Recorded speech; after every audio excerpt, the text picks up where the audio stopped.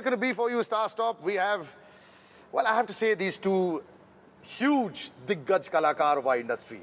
One who's been rather missing in action for the last year and a half, but he's been up to a lot of things, so we'll talk about that. Our man Ranbir Kapoor. Hey Salil, thank you for having us. And the lady who, wherever you look now, wherever you look, she's actually, you know, she's got that King Midas's touch. Whatever she touches is becoming gold. Congratulations, producer, actor, director very soon. Box office I spared you, didn't turn into gold. मुझे भी touch कर ले.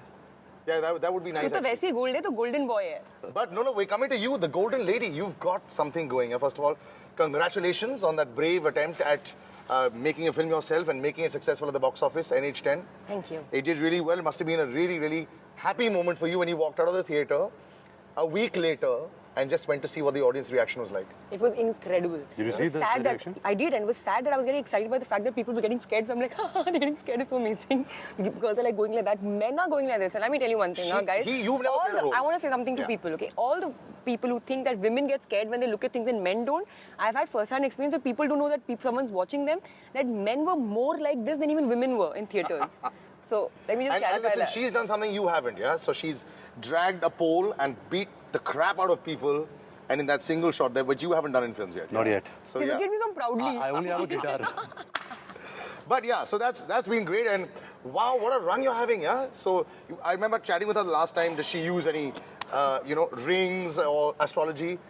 This year is brilliant. Thank you. You couldn't have asked for a better year. You've got huge films coming up. Yeah, I mean, I think it's very exciting that, the films are doing well, and especially for me as an actor, that I'm getting to do like different kind of, movies in a short span. I think people get to see me in different ways. That's I think also because you're extremely talented and the industry thinks of you like that, so you get those offers.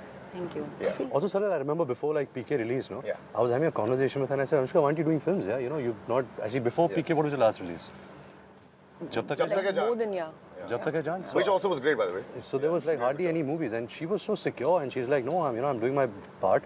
There are so many films that I'm doing right now which were offered to her, and she didn't just like grab onto it because she thinks it's a good director, it's a saleable hero, so let's do it. Yeah. And I think it takes courage, to. Yeah, you're like from a different mold, yeah. You're not like those heroines. Where do you come from with that thought process? Yeah, you don't surround yourself with filmy people, I'm sure. Army se hai na.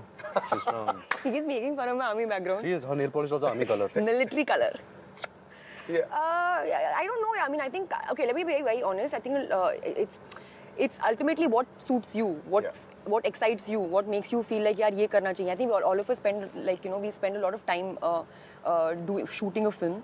And I think somewhere for me, I should be very satisfied and be very sure of what I'm doing. Otherwise I can be an annoying menace to like everybody. So I think for me it's very important that what work I'm doing, it should excite me. It should be something that I feel like is taking my career forward. I just don't want to do things because it's, it seems like it's on paper it seems good. I mean, it should have something more than just that. And I think I've been very fortunate to be able to work with the directors that I have and to be able to work with the talented actors like Ranbir that I have, and enable myself to follow that path. Also, let me tell you one thing that I think that's one thing that I've appreciated about Ranbir also is the way that he's used his stardom. I think if you look at the kind of films that he's done, I feel like if those films were not done by him and of someone of his stature, they would not have found that kind of audience and got that kind of appreciation. So I think I get bored with him sometimes because I feel like, yaar, isse better koi kar nahi sakta. I mean, how does he manage to beat himself? So I was astounded when he told me the story of Barfi that he didn't actually know how the film was being shot. And he just shot the film. But listen, he's like that. Even on set, like in Bombay Velvet, he's not someone who's going to be so in and looking at the monitor the whole time, and that's incredible because at this level, the kind of level that he's functioning at, and the kind of pressure that he might be having. Maybe he doesn't take it on, but he has. Yeah. He does not get insecure. He does not get like perturbed by his surroundings and what's happening, trying to micromanage things and everything. He just kind of stays cool, trusts his directors completely. He doesn't ask any questions. He's not one of those actors who wants to know, "Aap kya kar rahe ho, kaise kar rahe ho?" And I think that's something that everyone can take away from, because ultimately if you're doing a film with a director and people that you've put your faith in, something that I feel like that's how actors should work, then you leave it. And I think that's why the directors are able to transform him in the way they have in different films. Like you see him in Bombay Velvet, you've not seen that kind of a Ranbir Kapoor Actually, both of you. Actually, there's a line I that love this show. Hamari bahut tareef ho rahi hai. Dude, but the thing is, so I very rarely say nice things, and I get hammered by people around me saying that, why are you so critical about everything? Now, I find it very difficult to fault two people who I think are so talented that it's embarrassing sitting next to them. So everybody loves There's to be a serial. They all seem to love him. Dude, you can't do any wrong. So you can have a flop film, it doesn't matter.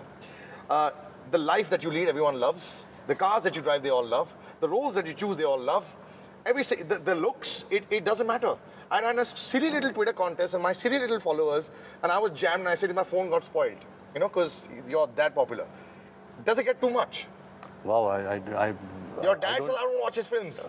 I'm not his mailbox. Don't ask me about him. Your father is so funny on He's Twitter. really funny. We'll come to that later, but it's a lot to deal with, man, you know? No, honestly, there's nothing to deal with. I'm just here like how you're doing your job, I'm doing my job, Anushka is doing her job.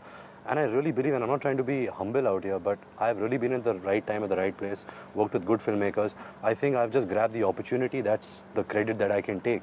But I've solely, like she said, depended on my directors and the people I worked with because I am only as good as how the film is. If you see me in a Besharam, you'd probably not like me because the film was not good. It didn't turn out to be, and I accept that. That's my failure.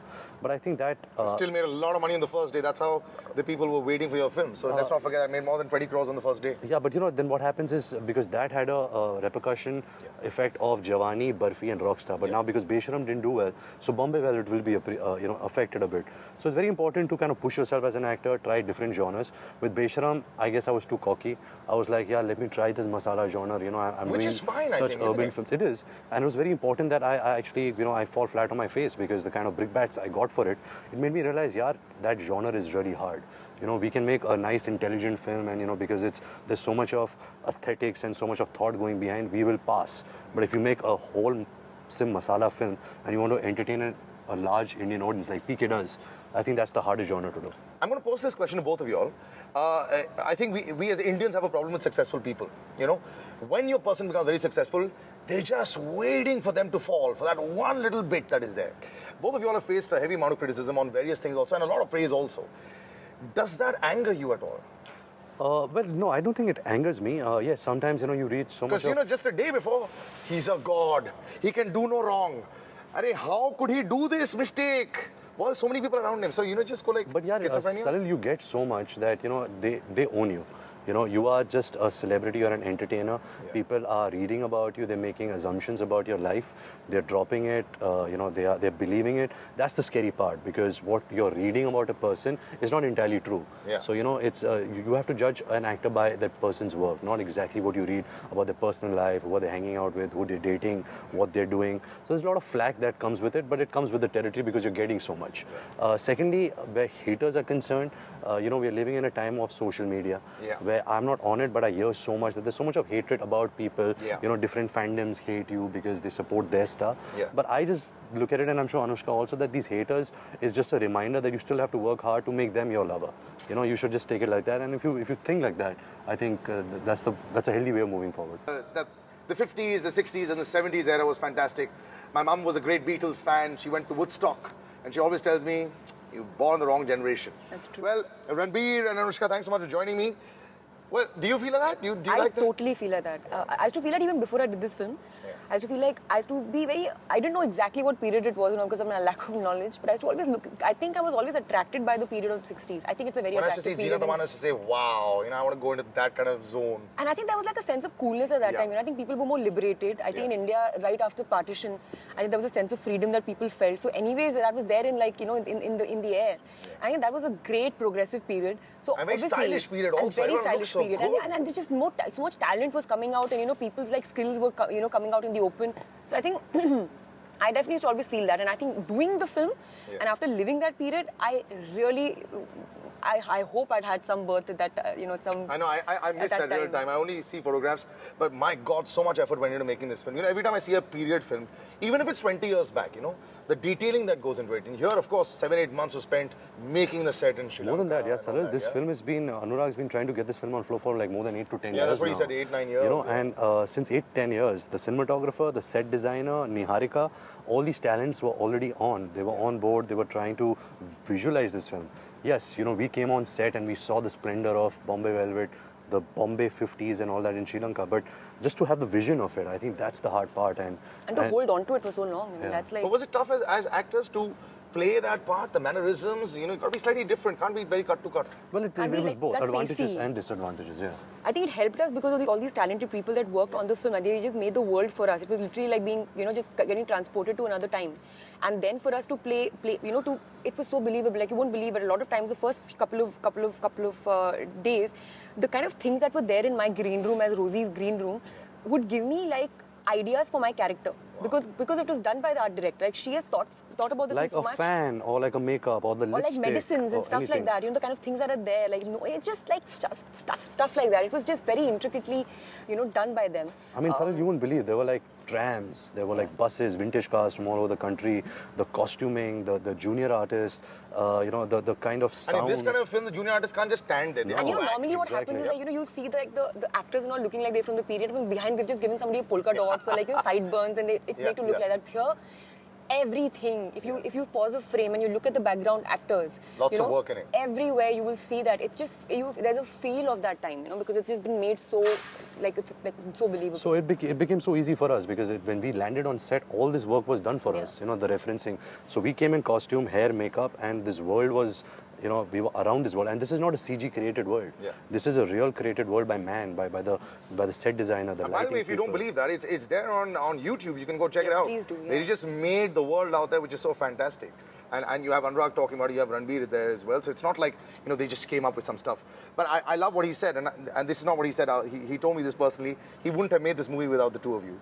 He said, it doesn't matter who. He said, I would have waited for as long as it took to make this movie with the both of you. When Anurag offered this film to me, it's sometimes what happens, at least at that time it was happening for me, is that in the beginning of your career, people kind of have seen you a certain way, and that kind of they put you into that kind of category, a prototype, and they feel like, hi, and then you start getting cast for those kind of roles, and it's very hard for at that time in your career to try to get different work. Sure. So when Anurag got me the script and I read it, I was like, is he serious? Like, does he really want me to do this? And I spoke to him because I'm a different person today, like how I am, this. But at that time, I was like believing what I was playing. Yeah, I feel like that's what I can do. I mean, so a lot of credit goes to him for even for me to be able to see the fact that I can be different and I can do like different kind of things.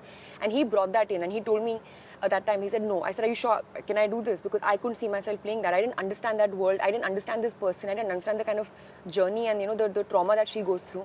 And he said, yeah, I think you can do it. And I'm not making this without you. And that is a big deal to hear from a director, because that kind of faith that he puts in you, I think that's what he's done throughout the shoot with everybody, that he kind of makes you feel like you know what you're doing, and then you can just easily kind of flow with it.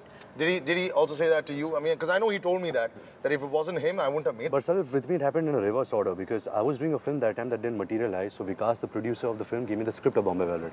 We're talking about 2 years back. And I read the script from a flight from Bombay to Delhi. And as I landed, I called up Anurag and I said, listen, I've just read Bombay Velvet and I love Johnny Balraj's character. I want to do it. So Anurag said, but I have not offered this to you. I don't think I can see you in this part. So he said, okay, give me 2-3 days. Let me think about this, because I hadn't envisioned this character to be like you. Like she said, when I had a prototype, this urban coming of age, those are the only kind of films that I was doing. So he called me after 2-3 days. He said, okay, I think we can make this work. So I spent a lot of time with him. I had to convince him that, yes, give me this part. I was hungry for this role. I was hungry for a character which was a departure from the other characters I had done. And I was really grateful. Plus the look as well. I love the hairdo. It's great. It reminds you of your generations gone by, in your family as well, and also Al Pacino. I'm that kind of superficial actor that a hairstyle really gets me into a character.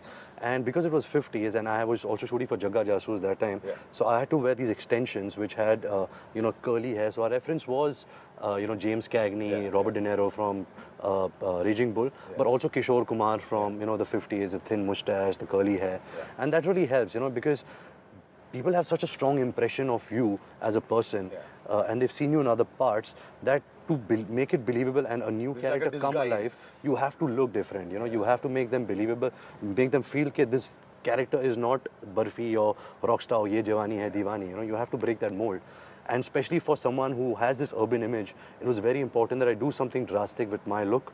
So, people can see me in a different light. Otherwise, it would be like, nahi yaar, he just shoots the Ye Jawani type of urban character. But it's worked actually, not only in the promos, but also in the posters. Now, just a quick word about this one gentleman who walks in there with a little mustache, with a little chashma. Love him, everybody does, but we've never seen him act. At least not in a proper role. We saw him 10, 12 years ago. To be honest, Karan Johar. Salil, the history behind this role was Nasiruddin Shah was doing this role. Okay. It was all set, and one day Anurag comes to me and says, I think Karan Johar should do it. And to be honest, my first reaction was, and what? They hated each other. No, not really hated, but they don't follow each other's films. Yeah, they had some conflict, yeah.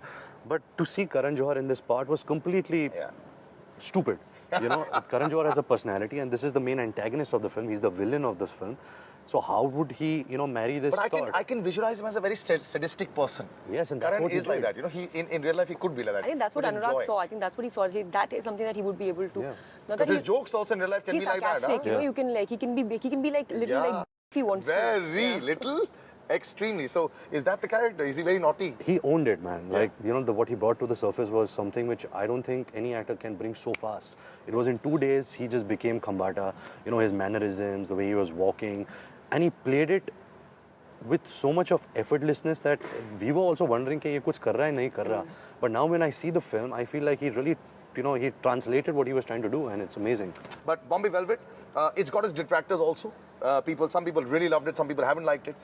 Some people had questions as to why Mikey McCleary was doing the remix version of O.P. Nayyar's first song. And I love the feel of it. I listen to it every morning when I do my radio show. It puts me in a happy mode. You know, so music is something that is a different translation for different people. But in that time, 50s and 60s, music was very strong. The kind of cha-cha-cha dance and all that. You know, I know you're a great dancer jazz also. culture. Yeah. So, was that a nice process of the movie also? You know, you brought up a good point because, you know, to be honest, when we made Bombay Velvet, because of the budget of the film and the expectations, we were confused in the communication of this film. Should we stay as real as possible? Should we bend a bit? So when you see our first promo or coming out with Michael McCleary, who did a great job with the song, but that is not really what the film is. You know, the film at the heart of it is a very Hindi film story, has characters which is relatable. The music of the film, which in the 50s and 60s, there was hardcore jazz culture in Lots of in our dance country. also, And especially in Bombay, you know, my own grandfather used to go to jazz clubs, you know, with his friends. So a lot of time was spent by Amit Trivedi, Anurag. They went to New Orleans, studied jazz music. Amit got like jazz musicians from Prague. Neeti Mohan, who's the voice for Rosie, worked really hard in actually having a style of singing, you know, which is a jazzy style. So right now, I think we are finding our base. We want to be very honest with the film. This is the music of the film. This was the world. And since we're making a film which is based in 50s and 60s, if the sound is fraudulent, if the sound is not something which is authentic from that time, I think people will kind of get... The critics will say, oh, they left the very major Especially part of because it. everything else is also so authentic in the film. The Exactly. music has to obviously be play to that, you know. So are we going to see you dancing? No, not at all. Because like I said, you know, the character of Johnny, he doesn't even sing. You know, this film is one of those films where a character who sings is Rosie Nerona. She's actually a singer. That's a job. That's why she sings all the songs. But you're dancing a lot. She also doesn't dance because she's a singer, so she's not going to be like a little bit of movement might happen because you're enjoying your dancing. But like what you saw in Mohabbat Bimari is more like a promotional video that we shot for the film. So yeah, so there's no like dancing. Also the scene, even the songs in the film, they're part of the scene. So there's a story that's going, you know, it's part of screenplay. It's like a scene starts, a because it's song happening starts in the Bombay club, Velvet. So and there's it a goes song back to the happening By the way, scene. Bombay Velvet's the theatre, you know, that is it's there. the club. It's a club. It's the theatre where they come and see the performances and all. That's what's there in the film. So that's why the whole concept of it. That's why we're not asking that question there. But so it's looking good.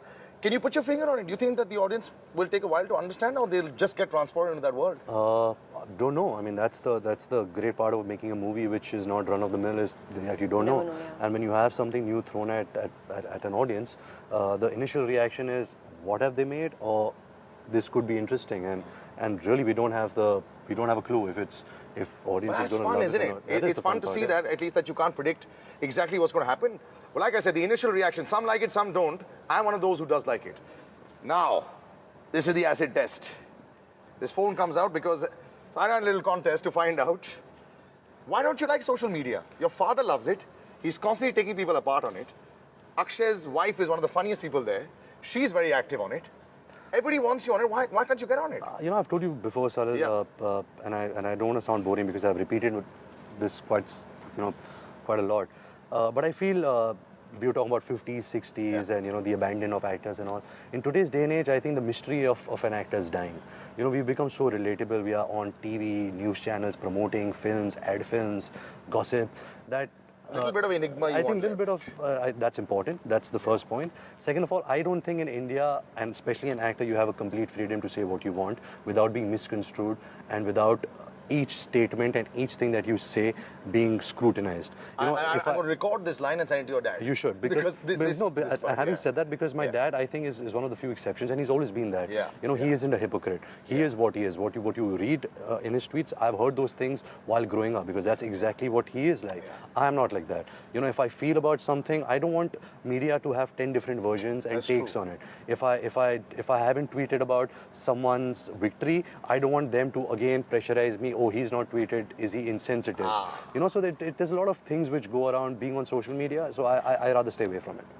I think while that's correct, I think it's in a way it's also a great way to be able to say what you want to say if you are if you're like that. I think for me per se, I have been able to express myself a lot in the past because of because of being on Twitter, because I feel that the plus point of it is that nobody can misquote you or misrepresent what you're trying to say, because you're saying it directly. It's already there on print. And I think one tries to say as much as you can. I mean, I'm not somebody, I find it very uncomfortable to tweet every day or find the pressure of tweeting every day, or like he said, wish people or not wish people. I mean, it's like it's sometimes it gets too much. It's also it's a mood thing. It's fine. And I think people can understand that about you, but I think so far people have understood that about me. But I'm not going to be so active, and I'm not going to be like talking to like I said, like being like how I am. So I think that's something that kind of gets over time. That kind of image gets created of you on Twitter. Like I think everyone has a different image on Twitter also. Okay, so Soumya from Hyderabad says, how hard did you work out to get into the Street Fighter mode for this movie? Yeah, Salil, to be honest, that whole Street Fighter has been spoken about so much, but that's not what I do in the film. I'm a manager of a club. Us time kya hota tha, first of all, it's 50s, so yes, I did learn boxing. I had to learn not the form of boxing, but just the fighting. It was no hold barred, freestyle fighting where people used to go and make money there. They used to like getting beaten up, take out their frustrations. So we've used that as a facet in the film, but that's not what the film is about, and that's not what my character is. I don't play a boxer in the film, but yes, I did do 3 months of training with this gentleman called Ash from Kenya. Which is always fun to keep adding in. All right, Rama from Saudi Arabia says, how does it normally feel like when you leave a film? Do you feel like sad? Do you ever like cry or anything? I think film to film has different experiences, but a film like Bombay Velvet, and I'm not saying because that's my next release, it is by far my most memorable experience creatively, offset, onset. It is just one of the best experiences I've had. Agrima from Delhi says, what do you do on a day off from work? Day off from work? Nothing. I'm one of those people who love vegetating, doing absolutely nothing. I play FIFA, I watch a lot of movies, I eat a lot. Unfortunately, I have to go to the gym because it's an occupational hazard. Actually, he hates going to the gym. Yeah. Okay, and one last question. We've got Rohana, who writes in from Haryana, who says, who's that one person who cheers you up when you have a really bad day at work? Bad day at work? I think nobody can cheer me except myself. I think just the fact that I have a long way to go, and I accept that. And I'm very ambitious, just like Johnny in the film. I have still lots to achieve. So I think I'm the only one who can cheer me up and give myself that. It's scary when they say that because they're really young, by the way. And they've done so much. Thank you so much, buddy. Thank you so much once again. This is going to be a golden year for you. Yes, Bombay Velvet it is. I'm really looking forward to this. They've spoken about so much in the film, and he's not a street fighter. Okay, so let's get that out of the way. And it's not just about the dance and the music. There's so much more. Let's get transported into this world when it does release. Till the next time, guys, take care and bye-bye. May 15th.